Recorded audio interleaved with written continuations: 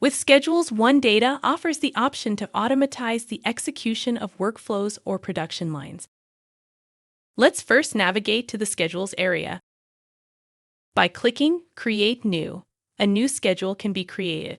Schedules can be created for a single workflow or an entire production line. Let's schedule, for example, the execution of a production line.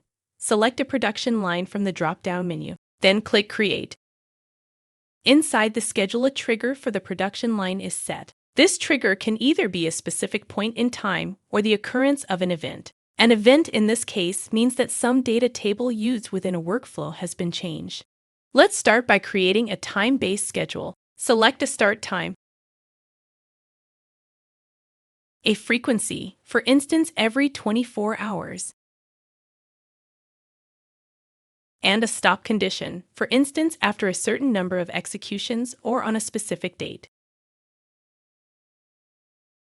The schedule configuration is added by clicking on the plus sign. In order to activate the schedule, turn on the activation toggle.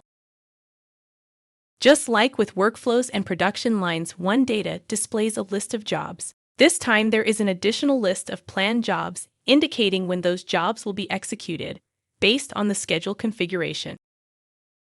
Apart from time-based schedules, there is also the option to create an event-based schedule.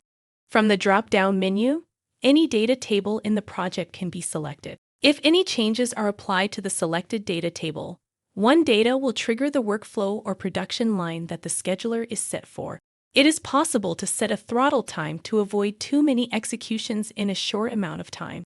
For example, if this time is set to 30 seconds, the workflow or production line will be executed earliest 30 seconds after the previous execution.